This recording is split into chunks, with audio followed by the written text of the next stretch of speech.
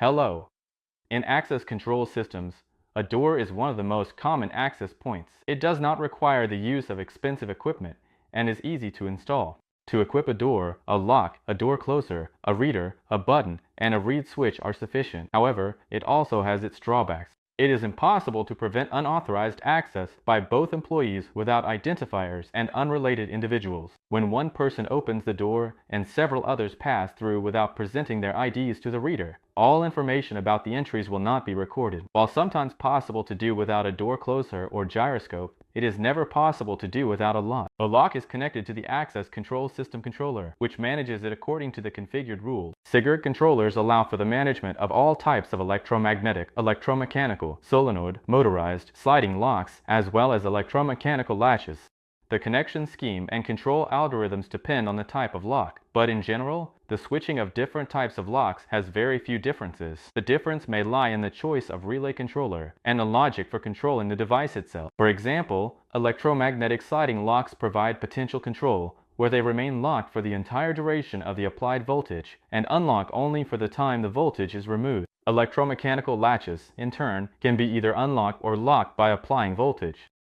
Electromechanical locks are controlled by impulses. Typically, they unlock with a brief application of voltage, while they lock during the mechanical engagement of the mechanism, which requires the door leaf to be opened and closed.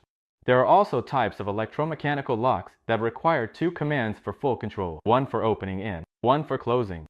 Accordingly, it is necessary to use two relay controllers for them. It is worth mentioning separately the wireless locks, a standalone device that combines a card or fingerprint reader, a locking mechanism, a power supply, and a radio communication module. Their feature is that they do not require a wired connection to operate, making them suitable for installation in locations where it is impossible or undesirable to lay cable routes for any reason.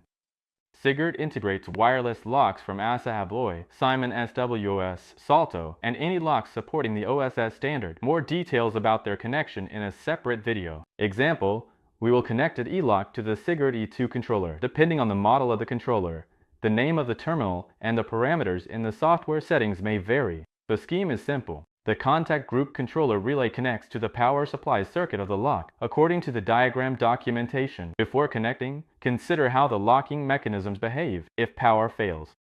The door must remain locked or be unlocked, since all outputs will become inactive when the controller is powered off. In the case of relay outputs, the contact group of the relay in C and COM will be closed. This means that, for example, emergency exit doors should be connected according to the NO and COM scheme, while a safe storage door should be connected to the NC and COM. We will consider a connection where the lock is installed on the door and opens when the controller is off.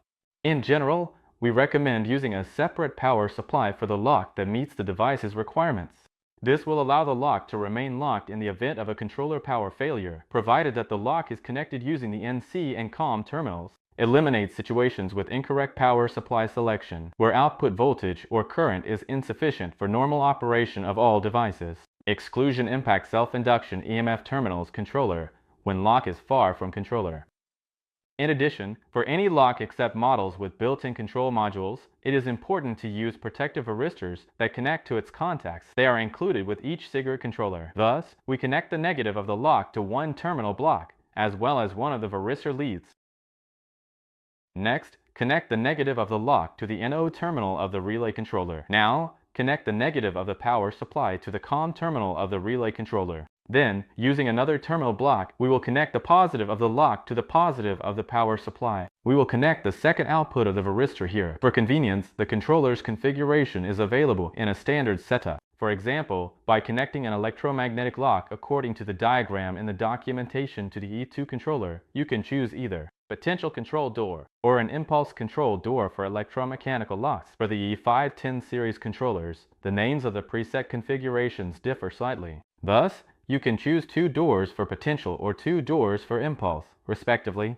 After that, most mechanisms start working immediately, without additional connections and settings. All possible exceptions are described in the extensive sections of the Sigur controller instructions dedicated to connecting the locks we are familiar with. A link to the documentation is provided in the description of this video. Now, let's power on the lock and check its functionality. The relay is active, the power circuit is closed, and the lock is closed. We authenticate at the access point using an authorized card. We observe the access grant event. The lock is open, and the controller is waiting for passage. I would like to point out a common error. It consists of connecting the varistor not in parallel with the lock contacts, but to the relay contacts. One of its outputs becomes disconnected, making the varistor useless to perform its protective functions. In the absence of protection, the induced electromotive force, EMF, that occurs when the lock coil is off can reach several hundred volts. Such voltage spikes can burn out the relay contacts, leading to their failure, while high voltage interference on the power line can cause malfunctions in the controller. All the nuances of door management along with Sigur controllers. Until next time.